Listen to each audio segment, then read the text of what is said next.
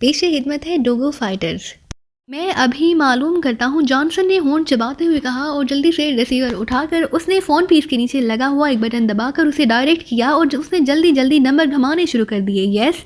دوسری طرف سے ایک بھاری سی آواز سنائی دی۔ کون بول رہا ہے؟ جانسن نے تیز لہجے میں کہا۔ ڈائٹ مون، آپ کون ہے؟ دوسری طرف سے کرخت لہجے میں جواب دیا گیا۔ بلیو اسٹار بول رہا ہوں۔ یس باس، میں ٹانگرام بول رہا ہوں۔ اس بار دوسری طرف سے قدرے مودبانہ لہجے میں جواب دیا گیا۔ موہان موجود ہے ٹانگرام؟ جانسن نے تیز لہجے میں پوچھا۔ یس باس، وہ موجود ہیں، انہیں بلاؤں فون پر؟ ہوگرام نے پوچھا۔ اور نہیں، میں خود آ رہا ہوں۔ اور سنو، انتہائی محتاط رہنا، وہ میرے آنے سے پہلے نہ نکل جائیں۔ اگر وہ ایسی کوشش کریں تو بے شک انہیں گولیوں سے اڑا دینا، جانسن نے تیز لہجے میں کہا۔ یس باس، بے فکر رہیں، نکلی تو ان کی روح ہی نکل سکتی ہے، دوسری طرف سے ٹانگرام نے کہا، اور جانسن نے اوکے کہہ کر ریسیور رکھ دیا۔ وہ موجود ہیں، آؤ، جانسن نے کہا۔ پھر تو تم واقعی دنیا کے خوش قسمت ترین آدمی ہو، کرنل وینڈن نے سر ہلاتے ہوئے کہا، اور جانسن کے ساتھ ہی بیرونی دروازے کی طرف مڑ گیا۔ فائن، ماجو کی آواز بلند ہوئی اور یہ آواز سنتے ہی پورے جسم میں حرکت کرنے والے واحد اعضاء یعنی پلکوں کو بے اختیار صفدر نے بند کر لیا۔ اسی لمحے مشین گن کی ریٹ سے جنگل گونج اٹھا، لیکن اس کے ساتھ ہی انسانی چیخیں بھی سنائی دی اور صفدر کی آنکھیں بے اختیار کھل گئیں، کیونکہ وہ تو مکمل طور پر بے ہوش ہونے کی وجہ سے چیخ بھی نہ سکتے تھے۔ تو پھر یہ چیخیں کس کی تھیں؟ چیخیں اب ڈوب گئی تھیں اور ریٹ کی آوازیں بھی بند ہو گئی تھی۔ اسی لمحے دوڑتے ہوئے قدموں کی آوازیں سنائی دی اور پھر ایک سیاہ فام صفدر کی سائڈ سے اس کے قریب پہنچ گیا۔ اسی سیاہ فام کے جسم پر بھی فوجی وردی تھی اور اس کی کالر پر بھی سرخ پٹی تھی، لیکن یہ ان سیاہ فاموں میں سے نہ تھا جو انہیں یہاں اٹھا کر لائے تھے، اور نہ ہی وہ ان میں سے تھا جو اس کابن میں موجود تھے۔ تم کو کیا ہو گیا ہے جو اس طرح بے حس پڑے ہو؟ اس سیاہ فام نے، جس کے ایک ہاتھ میں مشین گن نظر آ رہی تھی، صفدر کے قریب آ کر تیز لہجے میں کہا، لیکن ظاہر ہے صفدر کوئی جواب نہ دے سکتا تھا۔ اوہ، تم بے حس ہو؟ اس سیاہ فام نے کہا، اور اس نے جلدی سے جھک کر صفدر کی دونوں آنکھوں میں اس طرح جھانکا جیسے آنکھوں کے اندر کوئی تحریر موجود ہو جسے وہ پڑھنا چاہتا ہو۔ کچھ دیر تک وہ صفدر کی آنکھوں میں بغور دیکھتا رہا، پھر ایک جھٹکے سے پیچھے ہٹ گیا۔ اوہ، تو تمہیں جرمن کا شربت پلایا گیا ہے، اس لیے بے حس پڑے ہو؟ میں ابھی آتا ہوں۔ اسی سیاہ فام کی بڑبڑاہٹ سنائی دی اور اس کے ساتھ ہی وہ تیزی سے واپس پلٹ پڑا۔ اب وہ سیدھے پڑے ہوئے صفدر کو نظر آنا بند ہو گیا تھا۔ اس کے دوڑتے ہوئے قدموں کی آواز بھی اب معدوم ہو چکی تھی، لیکن تھوڑی دیر بعد ایک بار پھر دوڑتے ہوئے قدموں کی آوازیں سنائی دی اور چند لمحوں بعد وہی سیاہ فام دوبارہ نمودار ہوا۔ اس کے ہاتھ میں ناریل نما ایک پھل تھا، لیکن ناریل کی طرح اس کے پھل کی سطح پر ریشے نہ تھے، بلکہ یہ پھل اور نوکیلے کانٹوں سے بھرا ہوا تھا۔ البتہ اس کا تنا کانٹوں سے صاف تھا اور اس سیاہ فام نے اسے تنے سے ہی پکڑا ہوا تھا۔ قریب آ کر اس سیاہ فام نے جلدی سے اس پھل کو ساس والے درخت کے تنے سے زور سے مارا تو ہلکے سے دھماکے سے پھل درمیان سے کریک ہو گیا۔ سیاہ فام نے کریک شدہ حصے کو صفدر کے منہ کے عین اوپر کر دیا۔ چند لمحوں بعد اس کریک شدہ حصے سے سفید رنگ کے گاڑے رس کے چند قطرے ٹپکے اور سیدھے صفدر کے دونوں ہونٹوں کے درمیان گرے۔ سیاہ فام نے اب بھی اس پھل کو تنے سے پکڑ کر ہی سنبھالا ہوا تھا اور چند قطرے ٹپکنے کے بعد وہ پھل کو لیے آگے بڑھ گیا۔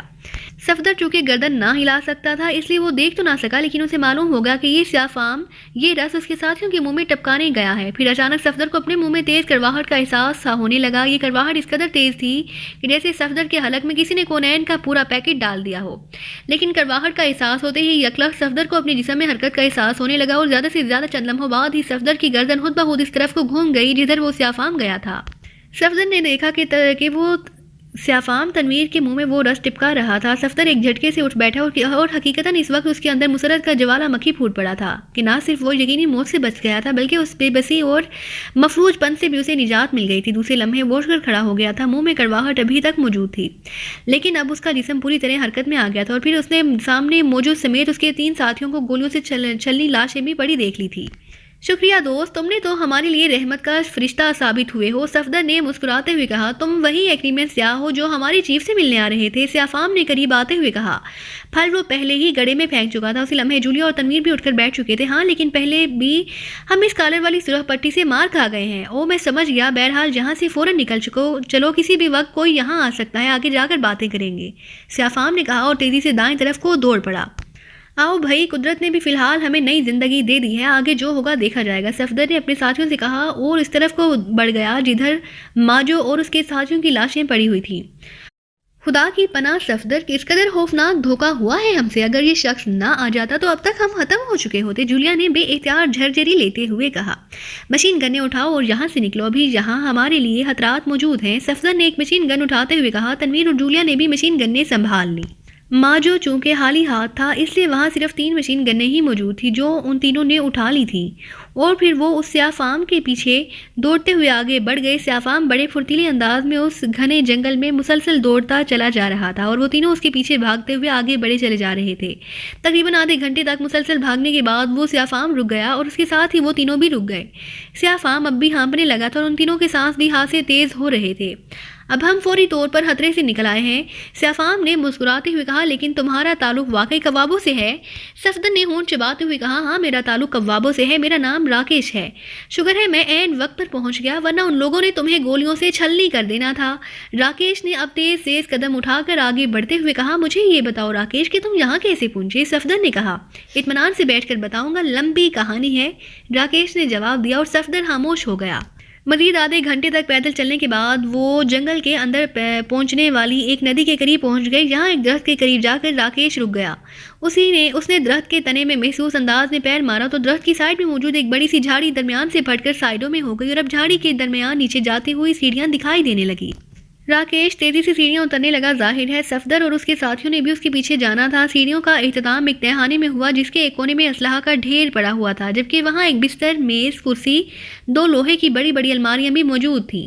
एक तरफ खाना पकाने का सामान भी पड़ा था। तहखाने में पहुंचकर राकेश ने दीवार की जड़ में पैर मारा तो ऊपर से खटक की हल्की सी आवाज उभरी, बैठो मैं अपने चीफ को तुम्हारे मुतालिक इतला दे दूं, वो बेहद परेशान होंगे। राकेश ने एक तरफ पड़ी हुई 4 कुर्सियों की तरफ इशारा करते हुए कहा, जिनके दरमियान एक मुस्ततील मगर हासी बड़ी मेज पड़ी हुई थी, और वो खुद एक अलमारी की तरफ बढ़ गया। उसने अलमारी खोली और उसके अंदर से एक ट्रांसमीटर बाहर निकाले। ट्रांसमीटर लाकर उसने उसे मुस्ततील नुमा मेज पर रखा और खाली कुर्सी पर खुद बैठ गया। ट्रांसमीटर का बटन दबाते ही उसमें से टूटों की आवाज़ें निकलने लगी। Hello hello Rakesh calling over. Rakesh ने तेज तेज लहजे में कहना शुरू कर दिया। यस बासम अटेंडिंग, क्या रिपोर्ट है? ओवर। यकलहट ट्रांसमीटर से एक तेज आवाज़ उभरी। बॉस मैं ऐन वक्त पर पहुंच गया। वो मेहमानों को गोलियां मारने ही वाले थे, लेकिन मैंने उन्हें गोली मारकर हलाक कर दिया और मेहमानों को यहाँ ले आया हूँ। ओवर। राकेश ने तेज तेज लहजे में जवाब देते हुए कहा। पूरी तफसील बताओ राकेश, ये बेहद अहम है। ओवर। दूसरी तरफ से कहा गया। बॉस आपकी तरफ से ये इतला मिलते ही कि मेहमानों को जे ग्रुप वाले सराका सेक्शन में ले गए हैं। मैं पूरी रफ्तार से दौड़ता हुआ उस तरफ गया, लेकिन अभी सराका सेक्शन दूर था कि मैंने 4 अफराद को आते हुए देखा। उनमें से 3 के कांधों पर एक्रीमन लदे हुए थे। मैंने उन्हें दूर से ही चेक कर लिया था, इसलिए मैं मुहतात हो गया। उन लोगों ने उन एक्रीमियों को गड़े के करीब के किनारे लटा दिया और वो खुद पीछे हटकर खड़े हो गए और उन्होंने कांधों से लटकी हुई मशीन गनें हाथ में ले ली। मैं समझ गया कि वो उन्हें गोली मारना चाहते हैं। मैं चूंकि उस जगह पहुंच गया था जहां से ये लोग मेरी मशीन गन की रेंज में आते थे, इसलिए मैं वहीं रुक गया और फिर उससे पहले कि वो फायर करते मैंने उन पर फायर खोल दिया। इस तरह वो चारों पहले बस्ट में ही खत्म हो गए। फिर मैं उन एक्रीमियों के पास पहुंचा जो बंधे हुए ना थे लेकिन बेहिसो हरकत पड़े हुए थे। मैं समझा कि शायद ये बेहोश हैं, लेकिन करीब जाकर मैंने देखा कि वो बेहोश भी ना थे, उसके बावजूद मुकम्मल तौर पर बेहिसो हरकत पड़े थे। मुझे शक गुजरा कि उन्हें जर्मिन का शरबत पिलाया गया है। मैंने आंखों में झांक कर जर्मिन की महसूस निशानी देख ली। उन्हें वाकई जर्मिन का शरबत पिलाया गया था, इसलिए ये बेहिसो हरकत हो रहे थे। चनाचा मैं दौड़ कर गया और बटोरा का फल तोड़ लाया, उसका रस निकाल कर उनको पिलाया और वो तीनों हरकत में वापस आ गए। राकेश ने पूरी तफसील बताते हुए कहा, उनके लीडर से मेरी बात कराओ। ओवर। दूसरी तरफ से कहा गया और राकेश ने मुड़कर सफदर और उसके साथियों की तरफ देखा।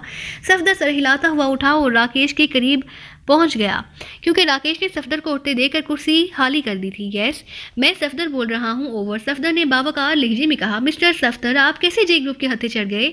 अगर हमें इतला ना मिल जाती तो यकीनन वो आप लोगों को कत्ल कर देते। ओवर। दूसरी तरफ से कहा गया, ये सब आपकी तंजीम की गफलत की वजह से हुआ है। वो जैकेट जिसे आपने अपना एजेंट बनाया हुआ है वो उनका भी एजेंट है और उसके जरिए ही उस जयसूरा ने अक़वाम मुत्तहिदा के सेक्रेटरी जनरल के पीए को ट्रेस किया, उसे अगवा करके उससे मुकम्मल तफसीलात हासिल की और फिर उसका एक्सीडेंट जाहिर करके उसे ख़त्म कर दिया और आपको इस सारी कार्रवाई का इल्म ही ना हो सका। इस तरह जैगर ने हमारी आमद पर आपकी बजाय जयसूरा को इतला दी और जयसूरा के आदमी आपके ग्रुप के यूनिफॉर्म में हमारे पास पहुंच गए। उन्हें मुकम्मल कोड मालूम था, इसलिए हम मुकम्मल तौर पर डाज खा गए। वहाँ कैबिन में वो जयसूरा साम नकुमा के मेकअप में आकर मिला। इस तरह वो हमसे भी मुकम्मल मालूमात हासिल करने में कामयाब हो गए। हमें तो ये तसव्वुर भी ना था कि आपकी तंजीम जयसूरा के मुकाबले में इस कदर गाफिल और कमज़ोर साबित होगी, वरना हम अपने तौर पर कोई कार्रवाई करते। ओवर। सफदर ने इंतहाई उसीले लहजे में कहा, मिस्टर सफदर वाकई हम बेहद शर्मिंदा हैं कि इस मामले में वाकई हमसे शदीद गफलत हुई है। हमें सारे वाक़े को इतला इस वक्त मिली जब इत्तफाक से हमारे एक मुहब्बिर ने आप लोगों को उस कैबिन में दाखिल होते देखा जिस पर जे ग्रुप वालों का कब्जा था। اس کے اطلاع دینے پر میں نے صورتحال کا جائزہ لینے کے لیے راکیش کی ڈیوٹی لگائی کیونکہ وہ وہاں سے سب سے قریب تھا، اور شکر ہے کہ راکیش وقت پر پہنچ گیا۔ ایسا پہلی بار ہوا ہے اور آپ بے فکر رہیں، اب آئندہ ایسا نہیں ہوگا۔ اوور۔ اس نے شوگرانی ایجنٹ کے سلسلے میں بھی ہم سے معلومات حاصل کی ہیں، اس لیے آپ سب سے پہلے اس سے رابطہ کر کے پہلے سے طے شدہ پلاننگ کینسل کر دیں۔ عمران صاحب کے متعلق بھی انہیں معلومات حاصل ہو چکی ہیں، لیکن ان کے متعلق ہمیں فکر نہیں ہے۔ اور اب آپ نے ہمارے متعلق کیا فیصلہ کیا ہے؟ میرا خیال ہے اب ہمیں خود ہی نیمبیا میں داخل ہونا چاہیے، اس طرح ہی ہم محفوظ رہ سکتے ہیں۔ اوور۔ میں نے کہا کہ اب آپ قطعی بے فکر رہیں، اب جے گروپ آپ کا سراغ تک حاصل نہ کر سکے گا، باقی تمام کارروائی ہم کر لیں گے۔ بس اتفاق ہے کہ آپ کے معاملے میں ہم مار کھا گئے ہیں، اور آج تک جے گروپ کا کبھی کوئی داؤ کامیاب نہیں ہو سکا، اور اب بھی خدا کا شکر ہے کہ راکیش کے بروقت پہنچ جانے کی وجہ سے آپ کی زندگیاں بچ گئی ہیں، ورنہ یقیناً ہم تمام عمر شرمندہ رہتے۔ اب آپ فرمائیے تو چیف سے آپ کی ملاقات کا بندوبست کیا جائے۔ چیف اس وقت ہیڈ کوارٹر سے باہر ہے، ویسے انہیں آپ کے متعلق اطلاع کر دی جائے گی، کل تک ملاقات ہو سکتی ہے، یا پھر اگر آپ حکم دیں تو آپ کو فوری طور پر نیمبیا روانہ کر دیا جائے، جیسے آپ کہیں۔ اوور۔ باسم نے کہا، کوابو چیف سے ملاقات تو صرف ان کی خواہش پر ہو رہی تھی، ورنہ ہمارا مقصد تو جلد از جلد نیمبیا پہنچنا ہے، اور اب تو اس معاملے میں اور زیادہ جلدی ہونی چاہیے، کیونکہ اب نیمبیا میں سرکاری فوجوں کو ہماری داخلے کی اطلاع مل چکی ہوگی، اور وہ لوگ پہلے سے کہیں زیادہ چوکنا ہوں گے۔ آپ بتائیں کہ آپ ہمیں کس طرح وہاں پہنچائیں گے، پوری تفصیل بتائیں۔ اوور۔ صفدر نے کہا، یہاں سے آپ کو خفیہ طور پر ایک دریا کے کنارے پہنچایا جائے گا، وہاں سے ایک موٹر بوٹ کے ذریعے آپ کو شالہ لگ پہنچایا جائے گا، شلانگ سے ایک جیپ آپ کو محسوس راستے سے سرحد پار کرا کر ہمارے سرحدی اڈے تک لے جائے گی، اس کے بعد آگے کا راستہ بالکل آسان ہوگا۔ اوور۔ باسم نے جواب دیتے ہوئے کہا، آپ کو علم ہے کہ جیسورا کا ہیڈ کوارٹر کہاں ہے؟ اوور۔ صفدر نے ایک دم خاموش رہنے کے بعد کہا، معلوم تو ہے، لیکن وہاں تک کوئی پہنچ نہیں سکتا، وہ انتہائی سخت حفاظتی حصار میں ہے، اس کا تو اس راکیش کو بھی علم ہے، لیکن آپ کیوں پوچھ رہے ہیں؟ اوور۔ باسم نے کہا، ہم اس جیسورا گروپ کے ہیڈ کوارٹر پر حملہ کرنا چاہتے ہیں، ہم اب ان کے آدمیوں کے میک اپ میں نیمبیا میں داخل ہونا چاہتے ہیں، اب بچاؤ کی صرف یہی صورت رہ گئی ہے۔ اوور۔ صفدر نے کہا، آپ سمجھے نہیں، اگر جیسورا کے ہیڈ کوارٹر میں داخلہ اتنا آسان ہوتا تو اب تک ہم اسے 50 بار ختم کرا چکے ہوتے۔ ان لوگوں نے وہاں انسانوں کے علاوہ انتہائی حساس آلات کا پورا جال بچھا رکھا ہے، اور اس کے ساتھ ساتھ وہاں جگہ جگہ باوردی سرنگیں بھی بچھی ہوئی ہیں۔ اب تک اس میں داخل ہونے کی کوششیں ہمارے بہترین 20 آدمی ضائع ہو چکے ہیں، آپ یہ خیال چھوڑ دیں، آپ باحفاظت پہنچ جائیں گے۔ اوور۔ باسم نے انتہائی تشویش بھرے لہجے میں کہا، آپ صرف اتنا کریں کہ ہمیں اسلحہ اور میک اپ کا سامان دے دیں، اور راکیش کو کہہ دیں کہ وہ ہمیں اس ہیڈ کوارٹر کے بارے میں تفصیلات بتا دے، باقی کام ہم خود کر لیں گے۔ اوور۔ صفدر نے کہا، دیکھیں میں کہہ رہا ہوں کہ یہ انتہائی خطرناک ہے، پھر آپ ضد کیوں کر رہے ہیں؟ اوور۔ باسم نے اس وقت تیز لہجے میں کہا، آپ کو اپنے چیف سے کیا حکم ملا ہے؟ یہی نا کہ آپ نے ہمارے احکامات کی تعمیل کرنی ہے۔ اوور۔ صفدر کے لہجے میں بھی تھیکا پن ابھر آیا تھا۔ جی ہاں مگر۔ اوور۔ تو پھر یہ میرا حکم ہے۔ اوور۔ اوکے ٹھیک ہے، جیسے آپ کی مرضی، بہرحال اسلحہ، میک اپ کا سامان، لباس، سب کچھ آپ کو اس پوائنٹ پر مل جائے گا، اور راکیش بھی آپ کی مکمل رہنمائی کرے گا، لیکن اس کی تمام ذمہ داری آپ کی ہوگی۔ اوور۔ باسم نے کہا، ٹھیک ہے، آپ فکر نہ کریں۔ صفدر نے کہا اور اٹھ کر واپس اپنی کرسی کی طرف بڑھ گیا۔ راکیش۔ اوور۔ باسم نے تیز لہجے میں کہا، یس باس۔ اوور۔ راکیش نے ٹرانسمیٹر کے قریب آتے ہوئے کہا، جیسے مسٹر صفدر کہہ رہے ہیں ویسے ہی کرو، ان کے احکامات کی تعمیل تم پر فرض ہے، لیکن سپر ون ٹرانسمیٹر ساتھ رکھنا تاکہ کسی بھی ایمرجنسی کی صورت میں تمہیں کال کر سکوں۔ Over and all. دوسری طرف سے کہا گیا، اور اس کے ساتھ ہی ٹرانسمیٹر سے دوبارہ ٹونٹو کی آوازیں نکلنے لگیں، اور راکیش نے ہاتھ بڑھا کر ٹرانسمیٹر آف کر دی۔ یہ کیا حماقت ہے، جیسورا کے ہیڈ کوارٹر پر حملہ کرنے کا کیا فائدہ؟ ٹرانسمیٹر آف ہوتے ہی جولیا بول پڑی، یہ اب ضروری ہو گیا ہے مس جولیا، ورنہ ہم ہر صورت میں وہاں دھر لیے جائیں گے۔ یہ جیسورا انتہائی ذہین آدمی ہے، اس نے پورے نیمبیا میں انتہائی سخت چیکنگ نظام قائم کر دیا ہوگا، لیکن ظاہر ہے وہ اپنے آدمیوں کو چیک نہیں کرے گا۔ صفدر نے اسے سمجھاتے ہوئے کہا، نہیں، اس کا کوئی فائدہ نہ ہوگا، صرف ہم اور زیادہ الجھ جائیں گے۔ باسم درست کہہ رہا ہے، ہمیں صرف الجھنے کی بجائے اپنے اصل مشن کی طرف روانہ ہونا چاہیے۔ صفدر درست کہہ رہا ہے جولیا، یہ لوگ واقعی اب بے حد ہوشیار ہیں، اور اگر ہم اب ان کے ہاتھ آ گئے تو پھر ہمارا نکلنا ناممکن ہوگا۔ تنویر نے جولیا کی بجائے صفدر کی حمایت کرتے ہوئے کہا، اور جولیا حیرت بھری نظروں سے ان دونوں کو دیکھنے لگی، کیونکہ تنویر کی تو عادت تھی کہ وہ ہمیشہ جولیا کی ہی سائیڈ لیا کرتا تھا۔ سوری مس جولیا، یہ معاملہ چونکہ مشن کا ہے، اس لیے جو میری رائے تھی وہ میں نے بتا دی۔ تنویر نے اس کی نظروں کو سمجھتے ہوئے جواب دیا، نہیں، جو میں کہہ رہی ہوں ویسا ہی ہوگا۔ جولیا بھی اڑ گئی، یعنی دونوں مردوں کے مقابلے میں نسوانی انا ابھر آئی تھی۔ مس جولیا، میں یہ بات کرنا تو نہیں چاہتا تھا، لیکن اب مجبوری ہے. چیف نے اس مشن کے دوران مجھے چیف بنایا ہے اور اب تک میں نے خود یہ بات نہ کی تھی، لیکن یہ بتانا مجبوری ہو گئی ہے. لیکن پھر بھی میں آپ کا احترام کرتا ہوں. اگر آپ چیف کا حکم سننے کے باوجود اپنی بات پر اڑی ہوئی ہیں تو ٹھیک ہے، جیسے آپ کہتی ہیں ویسے ہی ہوگا. صفدر نے انتہائی سنجیدہ لہجے میں کہا. تمہیں چیف بنایا ہے، لیکن کیوں؟ اس نے مجھ سے تو ایسی کوئی بات نہیں پوچھی. جب میں ساتھ ہوں تو پھر تمہیں چیف کیوں بنایا ہے؟ جولیا کے لہجے میں حیرت تھی. یہ بات تو بعد میں آپ چیف سے پوچھ لیجیے گا، فی الحال آپ فرمائیے کیا حکم ہے؟ صفدر نے خشک لہجے میں کہا. سوری صفدر، اگر چیف نے تمہیں انچارج بنا دیا ہے تو کچھ سوچ کر ہی بنایا ہوگا. I am very sorry. اب میں تمہاری کسی بات سے اختلاف نہیں کروں گی، کیونکہ میں چیف کے حکم کے خلاف ورزی کا تصور تک نہیں کر سکتی. جولیا نے بڑے پرخلوص لہجے میں کہا اور صفدر مسکرا دیا. آپ چیف کو چھوڑیں، ہم تو ویسے بھی آپ کا دل سے احترام کرتے ہیں. چیف تک یہ بات نہ جائے گی، بے فکر رہیں. آپ فرمائیے ہمیں کیا کرنا چاہیے؟ صفدر نے جواب دیا تو جولیا کا ستا ہوا چہرہ بے اختیار کھل اٹھا. شاید صفدر کے اس فکرے نے اس کی انا کو مکمل تسکین دے دی تھی. تم واقعی گریٹ ہو صفدر، تمہاری رائے بہرحال درست ہے. اس کا ایک ثبوت یہ ہے کہ تنویر نے بھی تمہاری تائید کر دی ہے. جولیا نے مسکراتے ہوئے کہا. تنویر میں یہی بڑی خوبی ہے کہ مشن کے معاملات میں یہ صاف سیدھی بات کرتا ہے. بہرحال میں تو اپنی رائے پر قائم ہوں، کیونکہ میں یہی راستہ ہمارے لیے بہتر رہے گا. صفدر نے کہا. اوکے ٹھیک ہے، جولیا نے سر ہلاتے ہوئے کہا اور صفدر نے اطمینان کا ایک سانس لیا. تینوں چونکہ پاکیزہ کی مقامی زبان میں بات کر رہے تھے، اس لیے راکیش کو ظاہر ہے ان کی گفتگو کا ایک لفظ بھی سمجھ نہ آ سکتا تھا. وہ اس دوران اٹھ کر کمرے کے اس حصے کی طرف بڑھ گیا تھا جہاں کھانے پینے کا سامان موجود تھا، اور جب وہ گفتگو سے فارغ ہوئے تو راکیش ٹرے میں بلیک کافی کی 4 پیالیاں رکھی ان کی طرف واپس آ گیا. یہ بلیک کافی میں نے اس لیے بنائی ہے کہ اس سے تھکاوٹ بھی دور ہو جائے گی. راکیش نے قریب آ کر مسکراتے ہوئے کہا. Thank you Rakesh. اب تم پہلے ہمیں یہ بتاؤ کہ یہاں میک اپ کا سامان کہاں ہے؟ صفدر نے ٹرے سے پیالی اٹھاتے ہوئے کہا. آپ اطمینان سے کافی پئیں، سب کچھ مل جائے گا. اور مجھے سچی بات ہے آپ کی ہمت اور حوصلہ دیکھ کر بے حد مسرت ہو رہی ہے کہ آپ جیسورا سے فوری طور پر اپنا انتقام لینا چاہتے ہیں. میں دل و جان سے آپ کے ساتھ ہوں، اور یہ بھی بتا دوں کہ میں ان کے ہیڈ کوارٹر کا ایک ایسا راستہ جانتا ہوں جہاں سے بڑی آسانی سے ان کے ہیڈ کوارٹر میں داخل ہو جائیں گے. راکیش نے مسکراتے ہوئے کہا. وہ کیسے؟ تم کیسے جانتے ہو؟ باسم نے تو ایسی کوئی بات نہیں کی. صفدر نے مشکوک لہجے میں کہا اور راکیش ہنس پڑا. چیف نے آپ کو بتایا نہیں کہ میں ہیڈ کوارٹر جانتا ہوں، لیکن چیف کو صرف اتنا علم ہے کہ میرا بھائی جے گروپ میں شامل ہے اور وہ وہاں خاصا اہم آدمی ہے. وہ اس ہیڈ کوارٹر کا سیکنڈ انچارج بھی ہے. اس نے باسم کو آپ کے متعلق اطلاع دی تھی. جیسورا میں وہ ہمارا خاص آدمی ہے، لیکن وہ جے گروپ کو چھوڑ نہیں سکتا کیونکہ جیسورا کی گرل فرینڈ گلوریا سے اس کے بھی تعلقات ہیں، اور گلوریا جیسی لڑکی نے اسے آکٹوپس کی طرح جکڑ رکھا ہے. بہرحال مجھ سے اس کی ملاقات اکثر ہوتی ہے اور اسی نے مجھے وہ راستہ بتایا ہوا ہے. اس طرح ہم آسانی سے مل لیتے ہیں، لیکن اس نے مجھ سے حلف لیا ہے کہ کبابوں کے کسی آدمی کو یہ راستہ نہ بتاؤں. اس لیے میں نے آج تک اس راستے کے متعلق کسی سے کوئی بات نہیں کی، لیکن چونکہ آپ کا تعلق کبابوں سے نہیں ہے اس لیے میں نے آپ کو بتا دیا ہے. راکیش نے تفصیل بتاتے ہوئے کہا. اور صفدر کے لبوں پر اطمینان بھری مسکراہٹ رنگ گئی. وہ سمجھ گیا تھا کہ راکیش کا بھائی بھی اس کی طرح سیاہ فام ہوگا اور گلوریا لازماً سفید فام ہوگی. اس لیے نہ راکیش کا بھائی گلوریا سے جدا ہونا چاہتا ہوگا اور نہ گلوریا راکیش کے بھائی سے. بہرحال یہ بات ان کے حق میں جاتی تھی. اس طرح وہ آسانی سے ان کے ہیڈ کوارٹر پہنچ سکتے تھے. تمہارے بھائی کا نام کیا ہے؟ صفدر نے پوچھا. چونا، وہ میرا کزن ہے، راکیش نے جواب دیا اور صفدر نے سر ہلا دیا. اب تک وہ کافی کی پیالیاں ختم کر چکے تھے، اس لیے پیالیاں میز پر رکھ کر وہ اٹھ کھڑے ہوئے تاکہ میک اپ وغیرہ کر سکیں. میری سمجھ میں اب تک یہ بات نہیں آئی کہ تنظیم کا نام ڈوگو کیوں رکھا گیا ہے؟ عمران نے مسکراتے ہوئے سامنے بیٹھے ہوئے نوجوان سے مخاطب ہو کر کہا اور نوجوان ہنس پڑا. ڈوگو ایک دیوتا کا نام ہے اور یہ سب کچھ سیاہ فاموں کو ڈاج دینے کے لیے کیا گیا ہے. نوجوان نے ہنستے ہوئے کہا. اچھا، میں سمجھا کہ شاید ڈوگو تنظیم کے چیف کا نام ہے. عمران نے سر ہلاتے ہوئے کہا. ارے نہیں، گریٹ چیف کا نام رابرٹ ہے، رابرٹ اوسلو. وہ بھی جیسورا کی طرح دنیا کا مشہور دہشت گرد ہے. نوجوان نے جواب دیتے ہوئے کہا. اوسلو مشہور ضرور ہے، لیکن جیسورا اس سے بھی زیادہ مشہور ہے. اسے کیوں نہیں بنایا گیا چیف؟ عمران کے لہجے میں حیرت تھی.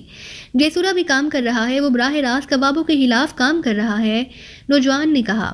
تو یہ گریٹ چیف یہاں جوہمبرگ میں ہے؟ عمران نے کہا. ہاں، ڈوگو فائٹرز کا ہیڈ کوارٹر یہی ہے. میں گریٹ چیف کے ساتھ کام کر چکا ہوں. انتہائی تیز اور سخت آدمی ہے. مجھے یقین ہے کہ جب ڈوگو فائٹرز حرکت میں آئیں گے تو پھر ساؤتھ افریقہ اور لیبیا میں ایک بھی سیاہ فام باقی نہ رہے گا. ہم ہمیشہ کے لیے یہ قصہ ہی ختم کر دیں گے. نوجوان نے منہ بناتے ہوئے کہا. اگر میں اپنے اخبار کے لیے اس گریٹ چیف کا انٹرویو لینا چاہوں تو اس سے کہاں ملاقات ہو سکتی ہے؟ عمران نے پوچھا. سوال ہی پیدا نہیں ہوتا کہ وہ انٹرویو دے. اس کے پیچھے تو ویسے ہی تمام ملکوں کی سیکرٹ سروسز لگی ہوئی ہیں اور اب تو سارا کام انتہائی خفیہ ہو رہا ہے. اور آپ نے پہلے مجھ سے وعدہ کیا تھا کہ یہ ساری باتیں آف دی ریکارڈ ہو رہی ہیں. نوجوان نے چونک کر کہا. بالکل آف دی ریکارڈ ہو رہی ہیں. ظاہر ہے اس سلسلے میں تمہارا تو نام آ بھی نہیں سکتا. ویسے اگر میں اپنے طور پر کوشش کروں تو اس سے کہاں اور کیسے ملاقات ہو سکتی ہے؟ عمران نے بڑے پرخلوص لہجے میں کہا اور نوجوان کے چہرے پر پیدا ہونے والی پریشانی کے تاثرات غائب ہو گئے. ابھی تو وہ بالکل فارغ نہیں ہے، تنظیم کی کارکردگی کے سلسلے میں تفصیلات طے کی جا رہی ہیں۔ ہاں، ہو سکتا ہے اس مشن کے اختتام پر وہ آپ سے مل سکے، اس لیے آپ یہ خیال چھوڑ دیں اور کوئی بات کریں۔ نوجوان نے کہا، ہم جرنلسٹوں کے اپنے ایسے ذرائع ہوتے ہیں جس سے ہم ملاقات کر لیتے ہیں، صرف ہمیں اس جگہ کا علم ہونا چاہیے۔ عمران نے منہ بناتے ہوئے کہا، جگہ کا کیا مسئلہ ہے وہ میں بتا دیتا ہوں۔ 3rd یونیو پر ایک کوٹھی ہے، قلعہ نما سرخ رنگ کی، اس کا نام ملکی ہاؤس ہے، حالانکہ وہ پورا محل ہے، قدیم زمانے کے کسی جاگیردار کا۔ وہیں ڈوگو کا ہیڈ کوارٹر ہے، لیکن وہاں اجازت کے بغیر تو مکھی بھی نہیں گھس سکتی۔